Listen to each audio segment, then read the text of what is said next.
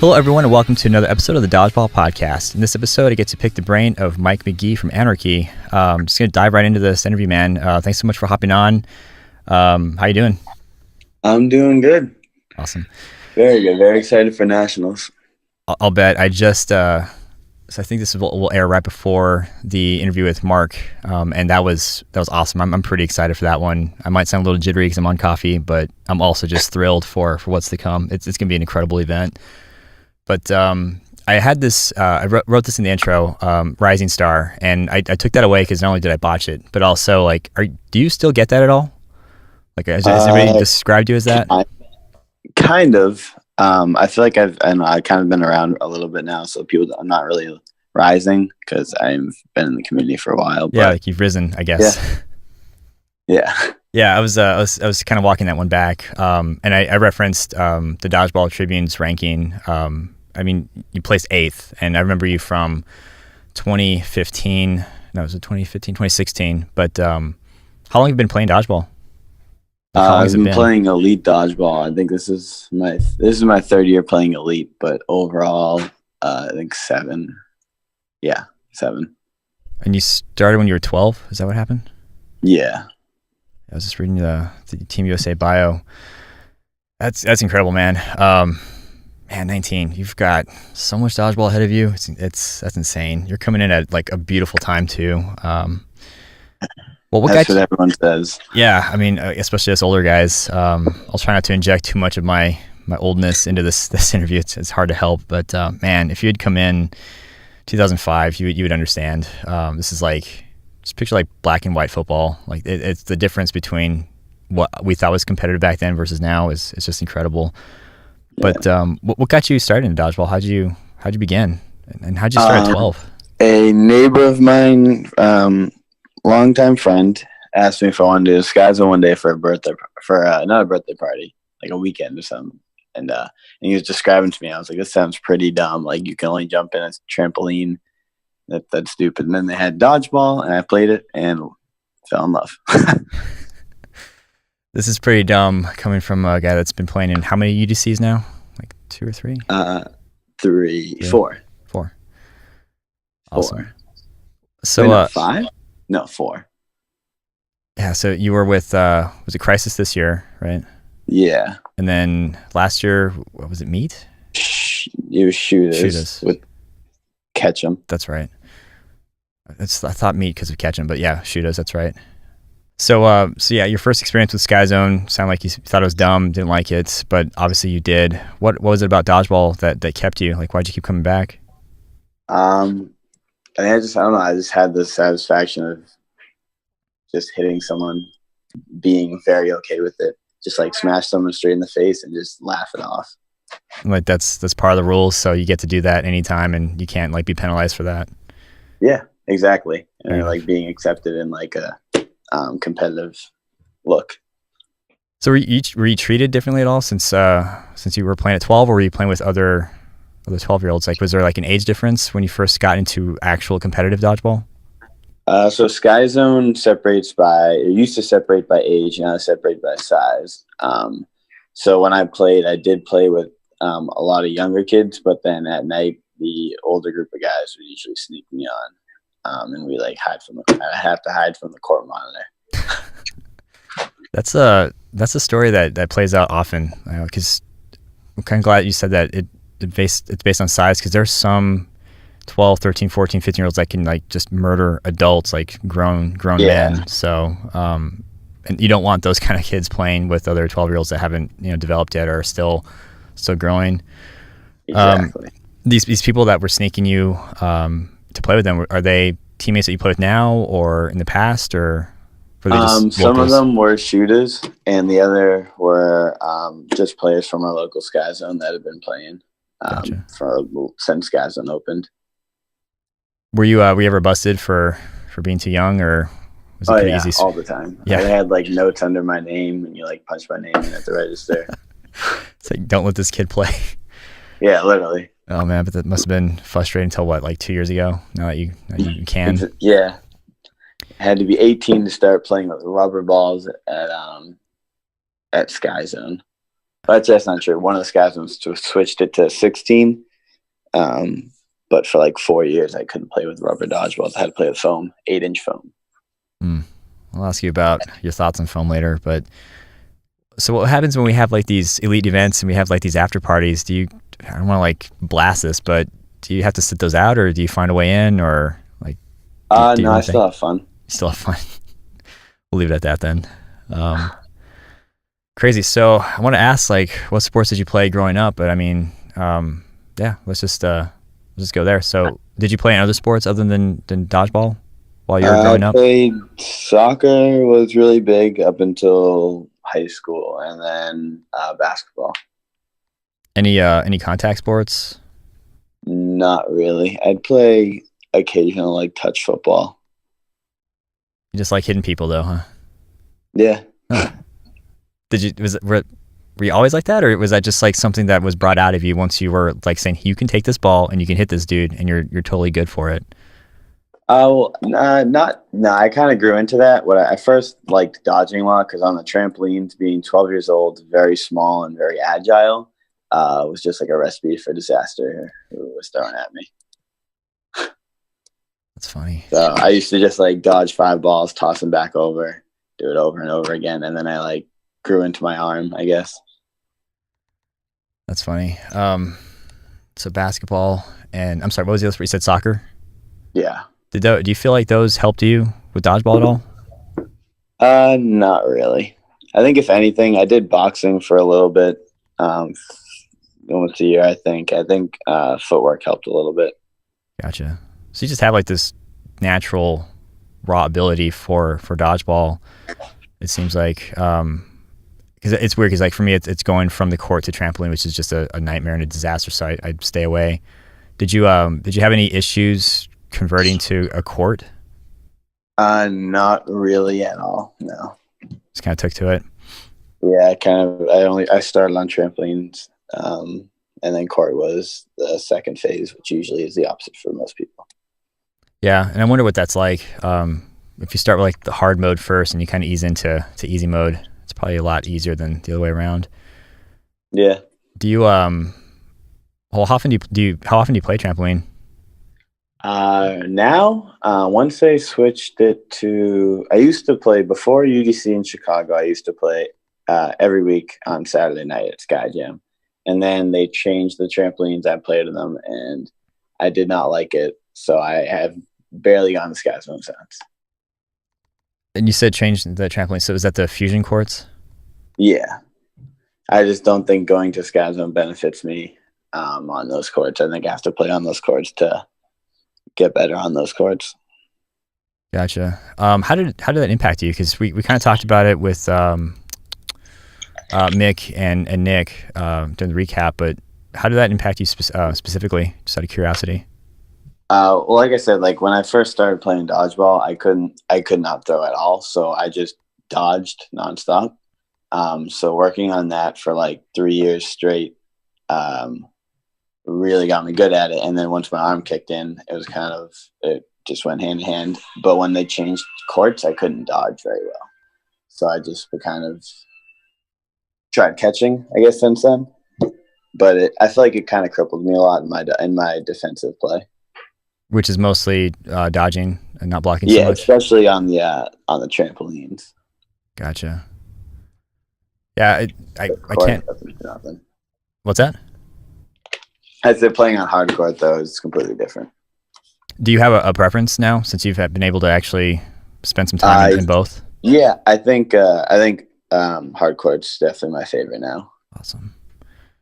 I always like to hear that. I'm always gonna be biased for rubber and hard courts, but well, very cool. And this is kind of like a gimme question, but are you planning on returning for next year's UDC, even with this change and how things have been playing out? Yes, I do plan on it. Awesome. Let's see. So let's go into your transition into hard courts, and that is what drew you to that? And was Elite Dodgeball like your first foray into that, or how'd that play out?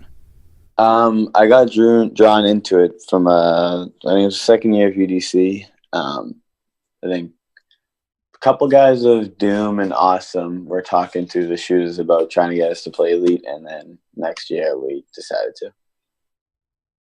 And was it just like an easy yes from you? Like, did you have any hesitations at all, or you're like, this is just No, a nice not step really. for me? It's just I kind of just enjoyed the sport itself, so just playing another form of it was fun. Nice. What was the first one? Do you remember? The first tournament we played at? Yeah.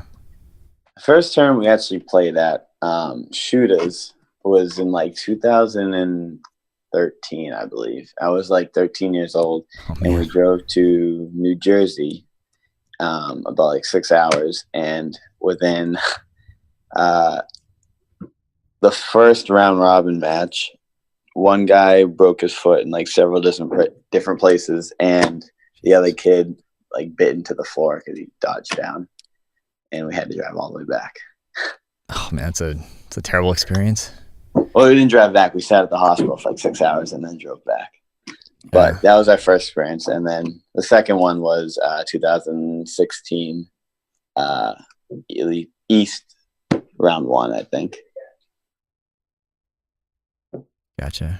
Because I remember we came up when I was with Titan for round 3, and I don't think I'd heard about you guys until I actually physically saw you. I was like, wow, this is an actual team. And I don't want to like diss on anybody from the East Coast, but at the time, I felt, and this is again my perspective, we were just going to kind of steamroll through everybody, and we kind of did, with the exception of like maybe a couple teams here and there. And then you guys came up, and you just, for me, you guys like, where the hell these guys come from? Like, this is a solid team, and you guys, took it from us. So that was unexpected. But you've been playing in previous rounds since then, back in 2016. Yeah, I think that was the first year, but that was round 3. So we played in 2 rounds before that. And had you guys been dominating those previous rounds? I can't remember. No, he definitely didn't dominate. It was a great series. I think we took round 3. It was, and I think Awesome took like round 2 in round 1, but we played them in the finals, I think, each time. Gotcha. Yeah, that was the team I was trying to remember. I remember it was like, okay, we're probably most likely going to play against Awesome for first, and then enter the shooters, and we're like, oh, that didn't go as expected. Yeah. But, well, let's. So I know I kind of asked this earlier, but like, what exactly happened with the shooters from your perspective? If you want to get into that. I think I don't know. I just think it wasn't as much play style what ended the team as much as like personalities and relationships. We just didn't really get along too much on the court, and once we started branching off for like I would start playing co-ed with other teams and other random tournaments, and I kind of just enjoyed playing with other teams a lot more than I enjoyed playing with them. Gotcha. And therefore I decided that I wanted to move on. For sure. I mean, it happens. It's like oh yeah, it's just like some teams have like a lifespan, I guess, and they'll run their course, and if it becomes to the point where you guys are no longer productive, then it's just time to move on. And yeah, I mean, if we were winning, it was good, but if we weren't, then it was just no fun. Are you having fun with Anarchy? I mean, you guys seem like a pretty solid team. I am so happy about the Anarchy and Crysis. I've never had 2 more fun teams. Why is that? How does that like help you, or how do the teams like help your play style, and do they just like let you do what you want, or is it just the people that you're with, or can you kind of not really? I think just the people you're with is huge. We get along so well off the court that we kind of all respect each other enough to know when we're on the court. It's not time to mess around, and we're all good players and individuals, so it works well. That's awesome. I was talking to Pine about that last week, and he was just saying like that's such a like you have to have talent. That's a given, but you also have to have like and respect each other. Yeah, you have to bond. Exactly. Yeah, you have to really like your teammates for it to bring you to like the next level of the sport. Yeah, I think so. And teams like Doom, like you guys, I mean, are a testament to that. Like you have to find that nice balance. Do you guys all live next to each other, or are you guys pretty separated, or how's that work out region wise? For Anarchy? For Anarchy, yeah. All of us, we have 5 players in the, I'd say, same 30 minutes of each other, or 45. So we try to practice on a weekly. We're all very busy. But yeah, and then Billy lives in San Diego, I believe, right now. But yeah, That's right. You came back to San Diego. he did. So how do you guys mitigate that? Like, does that impact your guys' play or your synergy at all, or does the bond? No, I think Billy is one of a really phenomenal player. So we all know his role on the team. So when we practice, we kind of imagine like how he would take into it. So we work pretty well with it. Gotcha. Doesn't hinder you guys too much. Not too much. Very cool. You guys mentioned that you're all pretty busy, but do you guys like hang out often, or do you like team events? Like, how do you guys like keep that bond? I think, just have been playing from on shooters, and from half people on shooters, half people on Davis. We all kind of had like we saw each other at least 2 or 3 times a week, according to social leagues, and just practice. But I think we kind of see each other less as a team outside of the sport. But I don't know. We just get along better. The time we do spend together is a lot better. Gotcha. And you said you guys kind of see each other sometimes throughout the week with your local leagues? Yeah, like we'll do team dinners and stuff like that too, just to make sure we're all staying connected. That's cool. So how often do you play per week? We try to get in. We have an open gym, Boston Open Gym. If you're ever in Boston, it's every Sunday. Nice. We do that, and then we try to get a team practice once a week with just usually the 5 of us. Very cool. If we can get another player here and there that we are looking for, it works out.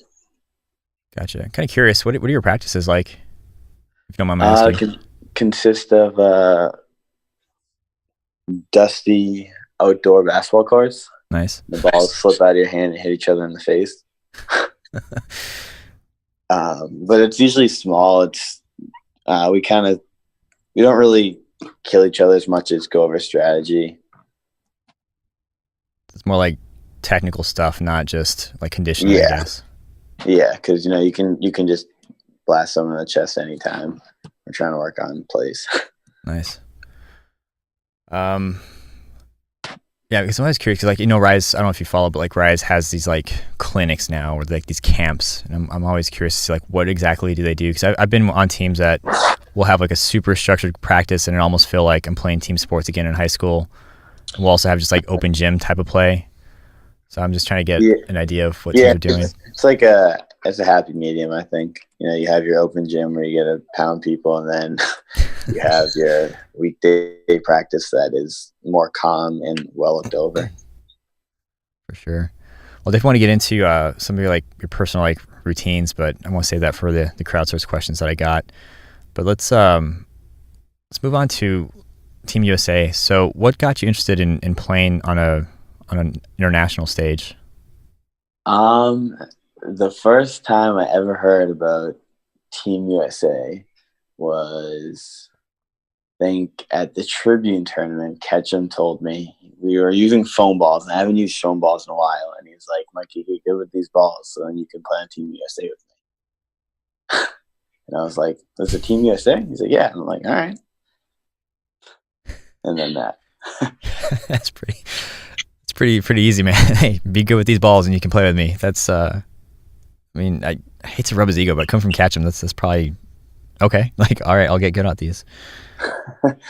Yeah, so it was kind of I had a little bit of a heads up instead of just not knowing and then trying to apply for it. And got it. When was this again? What was that? When was this conversation? What year was this? The Tribune tournament. Tyler Gray's Tribune tournament. Oh, wow. Thing and foam. Man, talk about fast turnaround time. Yeah, we came as Panch and Franz. Why Panch? Finally, I get to ask somebody about this. What is that? It's down to earth. It's dirty, and it's just Panch. Just Panch, just the way it's pronounced. Oh yeah. Gotcha. All right. So did you go to the combine then? I'm assuming you did. Yeah, I did. What was that like? What was that experience like? That was actually that was one of the funnest tournaments I ever played in, or not tournaments, tryout, I guess. Or like event, I guess. Yeah, event. Why is that? It was a lot of high quality players trying to play their best game to make a team, and it was just the fact that everyone was out there doing their best, like playing a really, really high level of dodgeball was a lot of fun with a lot of people that I like. Yeah, I guess you can't really get any better than that. I mean, you got like the best of the best trying to make a team. Did you were you nervous at all, or did it like change like how you approach the game, or you just kind of just show up and did your best? I went to the combine with the mindset of being okay if I did not make it, being only second time I played with the foam ball. And I went to it knowing that I didn't want to know if I played bad, I would have been upset. So I went in and I knew I just wanted to have fun and play as good as I could at the same time. Plus, you've got tons of years to try again. So exactly, yeah. It was I just heard about it. I almost missed the sign up because I didn't know there was a cutoff date. I just kind of thought I was invited if someone saw me. Gotcha. What was it like getting that letter, or just finding out that you made it? It was cool. It was great to see USA Dodgeball be professional in that sort of way. It was cool. You say professional. Are you kind of tracking how it used to be before USA Dodgeball got involved? With like the selection, like how the Team USA was picked, and like there's a lot of controversy since 2015 about how Team USA was picked. So when you say professional, like are you kind of privy to that already, where there was a lot of drama? I meant professional as in like USA Dodgeball is like it's like kind of a corporation now, and how they're Jake Mason and Mark and Kate have been doing a great job of like promoting it and making it a great organization. Gotcha. Yeah, no, it's very polished, and that was kind of what I was saying. Like now is like the best time to be playing dodgeball for anybody. And if you're fairly new, man, it's incredible. But well, very cool. I want to ask, what is your style of play? Just from the few times I played against you, I think twice, maybe 3 times if you count both times. You seem like a very aggressive person, but would you say that that's how you are, or does it vary based on the style and the type of ball? I try to control myself. I watch a lot of films, so I try to do what I have a game plan kind of going in against some other people, but sometimes lose control of that. You just like get caught up in the fun of dodgeball and you just forget where you are, or I mean, yeah, it's hard to control. I mean, you're playing against 6 other people, they're all trying to hit you. You have a ball, you're encouraged to hit the other person. It's kind of hard to like just dial it down sometimes. Yeah. Do your teammates? And sometimes there's a benefit to just taking your shot. Oh yeah. Work times. Yeah, that's what I was gonna ask. Like, do your teammates ever like get mad at you for losing it, or does it just depend on what happens? I think one thing also great about our team is we are all on the same page. We all agree on when to throw, when not to throw, when to go for catches and when not to. So we don't really give each other too much for it. And when we do, the person that made the mistake usually knows that they messed up. Gotcha. It's fine. That echoes a lot of what Pine was saying. Is like he can do what he does because he knows that he's not going to be in the doghouse for too long, if at all, because his buddies are going to back him up. And as long as he doesn't do it again, 3 or 4 times, they'll usually recover from it. And I know, you gotta learn from your mistakes. That's just a competitive edge point in general. Yeah, for sure. Yeah, it's playing with Catchem for the few years that I did. Like he was such a, I won't say he's a flip of the coin. He's most of the time when he goes crazy, it's usually to the team's benefit. You don't want to stop that, but you would hear like, "Catchem, no, stop it. Okay, never mind. Keep going. Like feed him. It just depends on if his hits connect. So I wonder if that's kind of like the same with you guys. If someone's hot, you give the hot hand the ball. Yeah, definitely. So is that their approach, regardless of ball type, regardless of whether it's court or trampoline? You're trying to just kind of keep it somewhat controlled. Yeah, I think that's just a. I think that should just be a general plan for a lot of teams. Just have a game plan going out. But yeah, for Crysis, Anarchy. Gotcha. And do you guys have like plays, or you just like have, as you said, a rough game plan of how you think it's going to play out? Anarchy has been. I don't. We've never really tried any plays that we've put together so far. We're still working on them. So no, but Crisis, we went over our numbers when like 10 minutes before the tournament started. So no for Crisis. Gotcha. Do you have a favorite style of ball? Yeah, 8.5. Nice. I want to ask why, but it's kind of just an unspoken thing. It's just so much better. Yeah. Across the board. How would you rank the rest between no sting and foam? How would I rank what? How would you rank the other two between no sting and foam? Like, do you have a preference between those two? Oh, no sting and foam. Depends. I think no sting on trampolines would come before anything, just because it's just my origins, I guess. Right. And then I do like 7-inch foam though. Actually, that's interesting because like you made a good point. So 8.5, you didn't start with that. No. Okay, so what about it do you like so much then? I know I said it was a given, but then I'm saying that because that was my start. Most people that still hold on to 8.5, it's because it was our origins, as you said. So what do you like about that the most? It's I don't know, it's big and mean. It hurts. It causes the most damage. I was kind of expecting that answer. Do you play pinch at all? Speaking of, I do play pinch. You're correct. and do you enjoy that just as much as regular 8.5 or?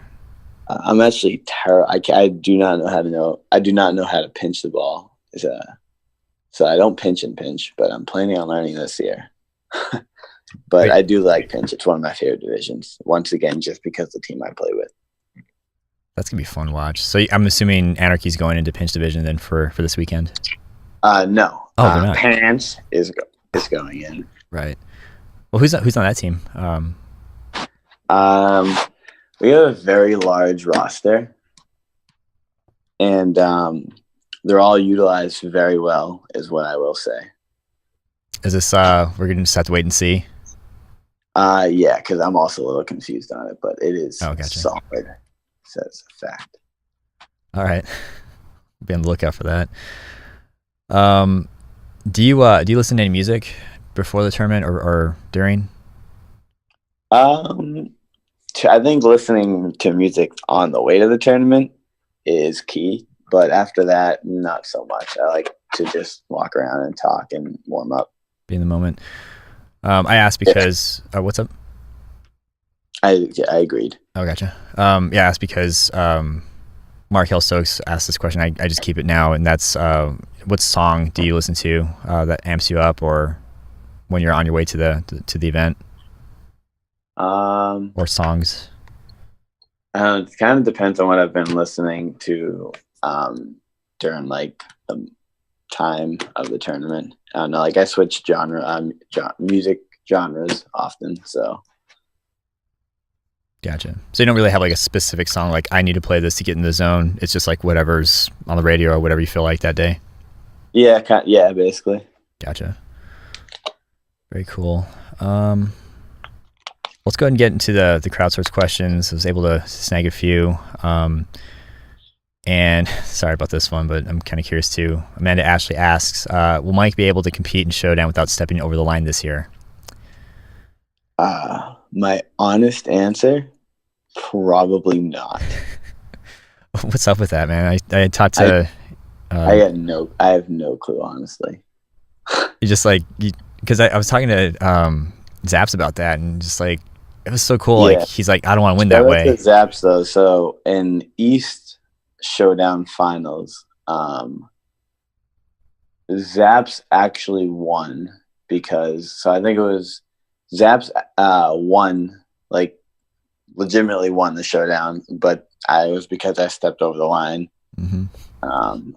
So he, being like a great teammate, and like I said, we get along so well, he was like, that's kind of ridiculous. I don't want to win that way. He stepped over twice. Just don't do it again, Mikey. And then So we did another round. And then you beat him in a much more cleaner, funner way. I love that. I was watching what I could of that, and I just saw you like walk out. I was like, I don't understand what he did. Like he didn't do anything. Like Zaps didn't hit him. And then I found out, oh, that's awesome. Like that's a like much respect to That was Zaps for that. just a very class act of him. Yeah. Like I said, I'd do the same for him, but I doubt anyone steps over as much as I do, so I don't think it'd be a problem. Well, hopefully you don't throw that away by stepping over the line for the remainder of Showdown. Can kind of transition into, if you remember, who has been the toughest opponent that you faced so far in Showdown? That was from Sergio Leone. The person I was definitely most nervous about, as in, I was the most concerned about beating, was definitely actually Andrew Zappola, just because he's my teammate. He's been playing with me for so long. He knows my play style the best. Right. And so when he does catch me a lot in practice and stuff like that, a lot of my teammates do. So I was definitely more worried about that. Yeah. Gotcha. So it was more he knows me, not he can overpower me or he's a catch machine. He's just like, this guy can be inside my head and kind of play to my weaknesses. Yeah, he most likely knows what I'm going to do. Gotcha. That's cool. And he did, because I think every time I think I hit him, he dropped like the perfect spot, and it was either just wide or just didn't connect. But if he drops down and my ball is going towards him, he's usually catching it. Nice. Well, it's gonna be fun to watch. It's you, Glenn Spacier, Mikhail Koiv, and God, I always confuse these guys. It's is it Elijah or Mike Hashimoto? One of those two.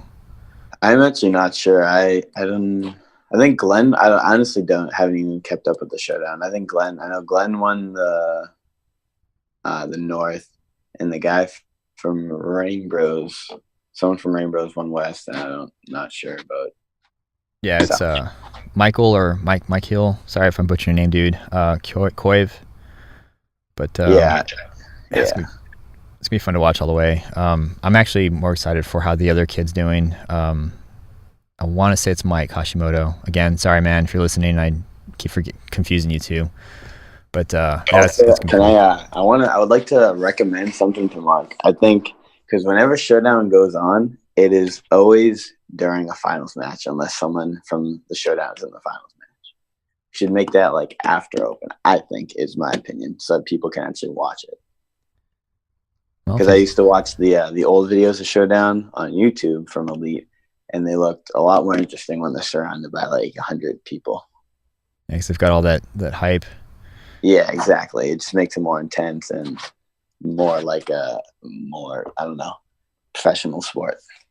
Yeah, I agree. Because like when Showdown was taking place for West round 3, I didn't really. No offense to anybody, I just really didn't care. I was making sure I wasn't going to be stiff and whatever I was doing. But I definitely want to watch, the last 4. I'm trying to pull up the schedule as we speak, but I might just talk to you offline. Actually, hold on. Men's Showdown, 1:30 p.m. So maybe he's doing it separately, so we'll actually get that. Yeah, I think in nationals they get it down good. Oh, you're just saying for moving forward from now on. Yeah, I mean, gotcha. It doesn't have to be every single one, but for winners for each region, because they're usually good matchups. Yeah, that's a good point. Hopefully he hears that, but I'll relay it to him, even if just to make sure, because I like that idea. It's plus you get that, like you're saying, if it's surrounded by people and you get that on film and one of those films goes viral, like you want it to look like it's a huge deal. So totally get that. Yeah, and honestly, the wildest things happen in Showdown. Yeah, from what I've seen, some crazy stuff. So it's cool to get it on film with a bunch of people all hyped around you. Oh yeah, you gotta get those reactions, the yelling and the people losing their minds. It's always fun. Yeah. Very cool. Well, Colin Dowling asks, any advice for a better throw? And I'm even more curious now because I just assumed you're a pitcher or a quarterback or you had some kind of background in throwing, but you said you grew into your arm. What does that even mean? I just think that I think you just got to practice, and honestly, if you pay hard enough attention to a form, that you want to mimic or try to do, it's possible. Like I had to coming from, that's one of the things that I didn't mention, coming from trampoline no sting to ground 8.5 was huge. I actually had tendonitis in my elbow for a little while. Oh. And it was like a very hard struggle to try to change my throw to throw good at 8.5 on the ground. So I think if you really put in the work, it's possible. I'm glad you brought that up because I wanted to dig deeper, but I wanted to save it for this section. So what did you do exactly? You said you wanted to mimic a throw. Whose throw did you mimic, or like did you? I honestly I watched people throw hard, and I kind of just try to mimic them. Like I watched Pine, Billy, Vince, Tim. Not so. Yeah, Tim. I guess. Yeah, I watched a lot of Tim film in general, but that's crazy. So you kind of just like watched what they were doing, and did you like practice like in a racquetball court or with your teammates or? Yeah, with teammates, we just kind of play catch from far distance. Yeah, I was gonna say they probably didn't want you blasting them point blank. Yeah, that's crazy. Yeah, you're kind of you remind me of like Daniel Ronk. So you guys, no offense, but you're kind of shorter versus like somebody like Billy, who's like 20 feet tall. Naturally, he's gonna have, and Brody especially, like they got that arm span, so that makes sense. Brody is one of my favorite players to watch in like the entire sport. He is just a god. He's like, he's fun, scary, and hilarious. Like he's all in one. Just yeah. It's freaking. I keep expecting his shoulder to just like pop out of place, but like, man, that guy is he's weird, in a good way. And I love his video. Like, is Brody an alien? That freaking kills me. He is. Yeah, he's great. Yeah, but what I was saying is like, so again, like you have these people that aren't as tall as them throwing just as hard. It's like, okay, well, it may not necessarily just be, yeah, I was born 6 feet tall, good for me type deal. Is it like, do you have massive legs? Do you have like a solid core? Is it just hard work pays off? Tiny legs. I get a lot of grip strength. So grips probably has a lot to do with it then. I'm sure that helps. I think it does, but that's my opinion. Yeah. That's interesting because, yeah, like I said, like it's always, oh, well, again, this person throws this hard because of this. But then people such as yourself, or especially when you say, like, I don't have big legs, like, all right, well, what do you have then? Like, how do you do it? But, yeah, that's a good question from Colin. And then Frankie Giannetto compounded on this question, just asked, like, what is your routine in general? So you kind of said you just practice the repetition. Do you hit the gym often? Do you do a lot of cardio? Do you do anything in particular? I go to the gym a few times, or I try to go to the gym a few times a week. And for cardio, I kind of just play basketball during the summer when friends from high school are back that went off to college because I did not. Is it just for like for fun, like not structured basketball? Yeah, just go down the courts at my hometown. Nice. Well, speaking of Brody, I know you asked me to make sure I asked this one. I definitely was going to, but you'll have to explain this. When are you going to fix your mic? That's what he asked. I'm going to fix my mic when I can find the money to go to the store and buy a new one. And hoping that'll work. But Crysis started playing WoW again, and no one can hear me talk. So I was expecting Fortnite.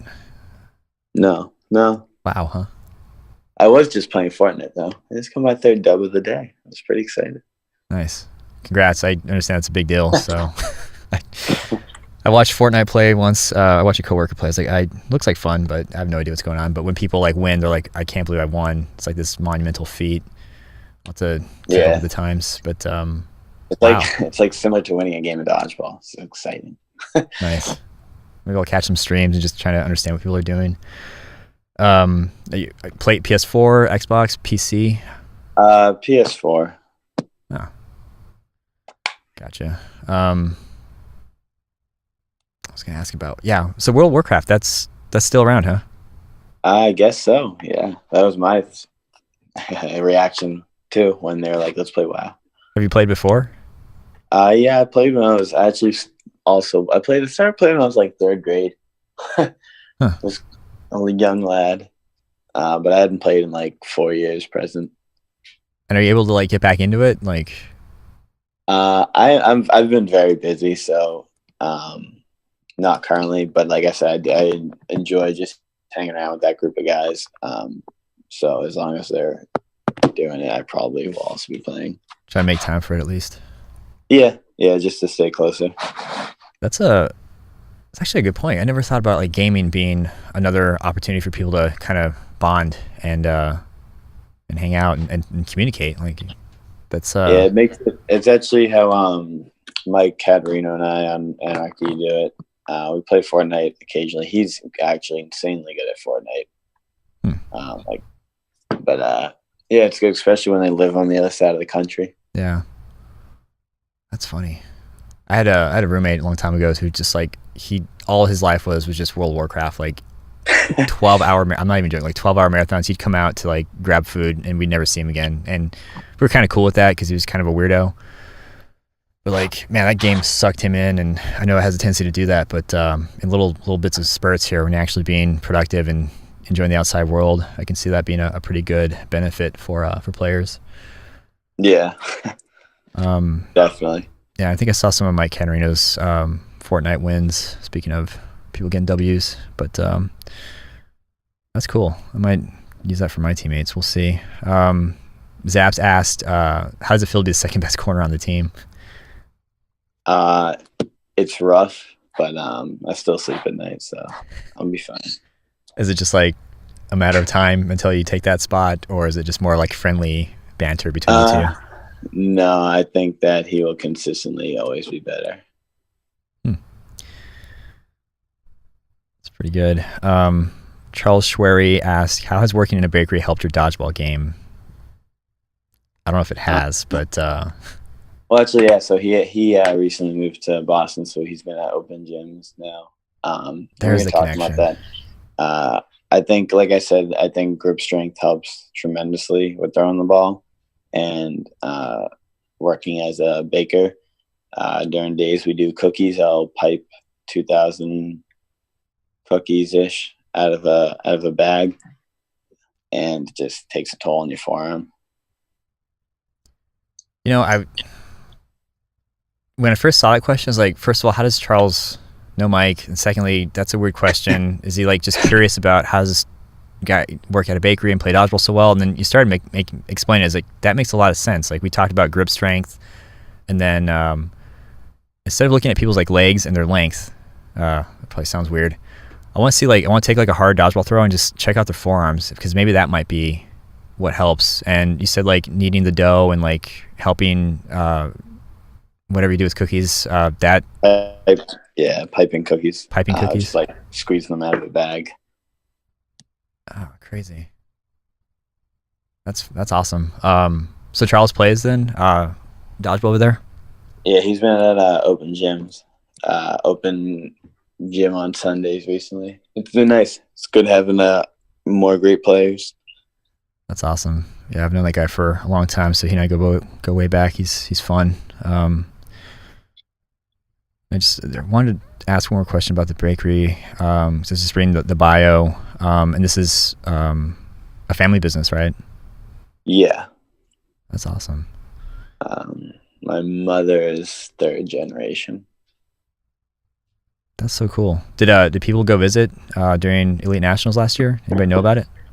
Yeah, a few people actually. I saw, I think Ryan Morris and Rowe in the North End when I was actually at work. And a couple of guys from Brick Squad came down during a tournament. That's cool. Well, I guess it's two things I have to do if I'm in Boston. Stop by for some open dodgeball, and dude, I love cookies. I can eat those forever. Well, we're a phenomenal bakery. We were voted #1 bakery in America in like 2007 or something. I don't know. I was young. But we're good. It's Italian. We sell cannolis. You'll love them. Awesome. Nice. Yeah, I've got more reasons to go now. Very cool. One Markel Stoked asked, what was your favorite style, ground or trampoline? I think we already talked about that. You said it was definitely ground, right? Yeah. Very cool. And then this question, I don't know, I think this was more for Mark, but I asked if he wanted me to ask it to you as well. He said, sure, if you're up for it. And that was Felix Peroni asked, if cows could produce strawberry milk naturally, what color would the cow be? I don't know if that's like an inside joke or what that's about, but now I'm just curious what you would think. No, I'm gonna go with a strong green. Green. Yeah, firm, color of the grass. I don't want to dig too much into that, but why? I'm just kind of picturing it in my head right now. The green cow. The green, yeah. Huh. I'm going to ask Felix about this, but look, man, you're giving me some weird answers. It's just making this question worse for me, but I'll have to figure that out. One thing I wanted to ask, and this was from the Team USA bio, and that was, you'd stated, I love being the baby of the dodgeball community because it opens so many doors within the sport and teaches you a lot, not just about dodgeball. What do you mean by that? I've met a lot of great people through the sport. Role models, friends, people like that, and it's great to kind of have an intake on a lot of older people's lives. You know, a lot of them, the average dodgeball age, I'd say, is like late 20s.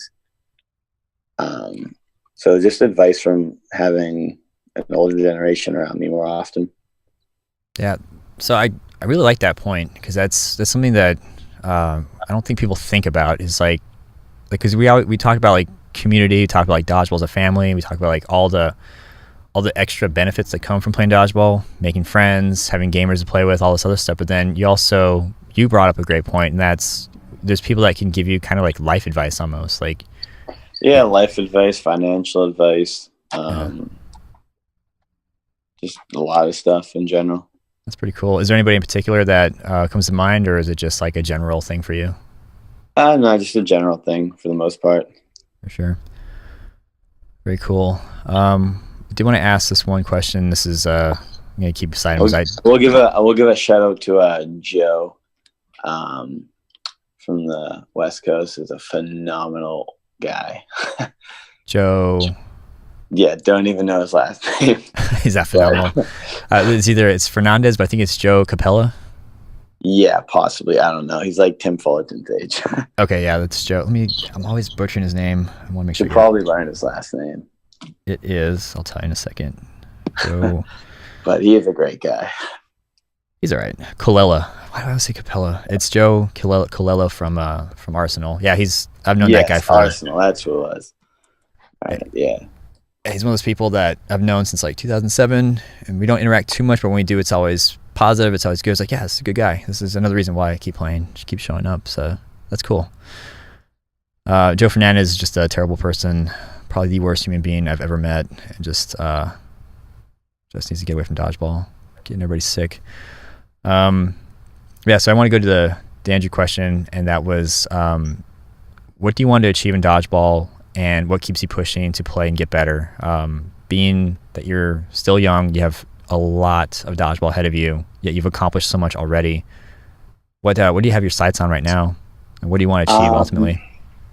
Right now, the two goals that I have that are not like long-term goals. One is winning an open championship at nationals, and winning worlds.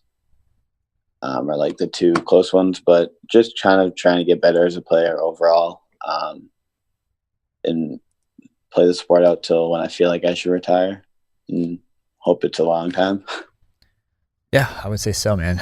You've got, well, you condition yourself and are healthy, you've got tons of dodgeball ahead of you. So we're talking about how cool it is now. Imagine 10 years from now, what the possibilities are. Hopefully it'll have grown a lot by then too. It's a scary thought, but a good one too at the same time. Well, cool. So I want to ask this one again. I wrote this question earlier when I started this season, but that was, what are you looking forward to the most for 2018 and beyond? And I mean, really, we have Elite Nationals and the World Championship coming up with Team USA. There's one. Are you looking forward to one more than the other, or they're both just like the same for you? Well, right now they're just kind of two huge goals. So I'm working really hard at trying to get both of them. Yeah. Nice. I'm gonna have to rewrite that question for post Elite, because it's like, we've got Worlds and then we have with the LA Classic. Are you planning on going to that one? I think in like December. I think that would be a lot of fun. Yeah, that one's brutal. It's fun though. Yeah, so I do have one more question, and that is for people that are entering the sport, that they're not taking to it as naturally. They're not getting great really quick. They're kind of struggling, for lack of better words. What advice would you give to them? So you kind of like, you come in here and you're just like phenomenal player. We talked about like you're no longer like a rising star, and you just stop using that terminology. But people that are struggling, regardless of their age, what advice would you give? I'd say, if you really enjoy the sport, then you can put in the time to it, and I just think practice gets you better. It's just a great overall statement. Just keep practicing. Yeah, that the methodology of like how you decided to throw better and throw harder, that's solid. Like, I just took after somebody I wanted to throw like and practice until I got it. So that's awesome. Very cool. All right, man. Well, that's all I had really. I don't think I've got any other questions, but looking forward to seeing you in nationals. So let's go ahead and end the interview there.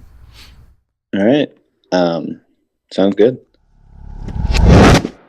So that was actually a pretty quick interview with Mike McGee, and I know that as we're approaching the hour mark, for me to say quick, that's probably saying a lot to how long these interviews tend to go. But then, and no offense by any means, but Mike, you're still fairly new, so there's just so much more that you have available that's opening up for you, which is awesome.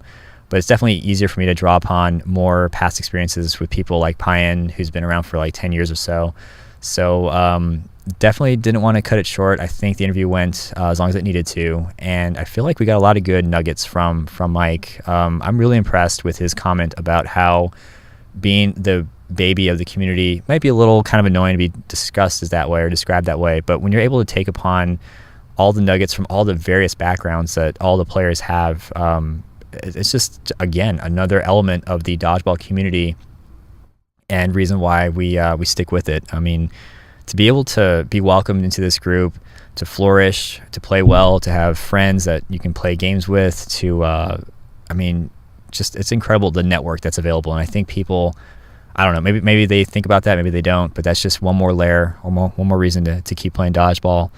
But thank you so much, Mike, for hopping on, and let me pick your brain a little bit. I definitely foresee more conversations in the future, especially as you get more accolades and events under your belt. But it's going to be fun watching you during Showdown. It's going to be awesome seeing how Anarchy does, and it's going to be awesome watching your career. Good luck with Team USA, and for anybody else that's listening, guys, thank you so much for those questions. I love incorporating those into the interview. I feel like I've got a lot of good ones that I'd like to stick with, that I like to incorporate as part of the regular lineup of questions. But as always, feedback, questions, suggestions, comments, all that good stuff is always welcome.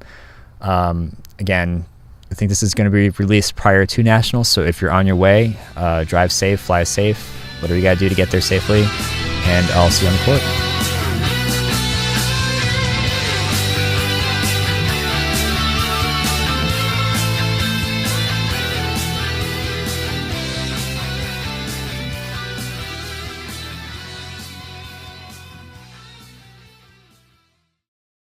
Give me 1 second. Sure. Hey, Peppy! No. Shush! What was that? Is it your dog's name's Peppy? Yeah. That's awesome. I gotta keep that in some form.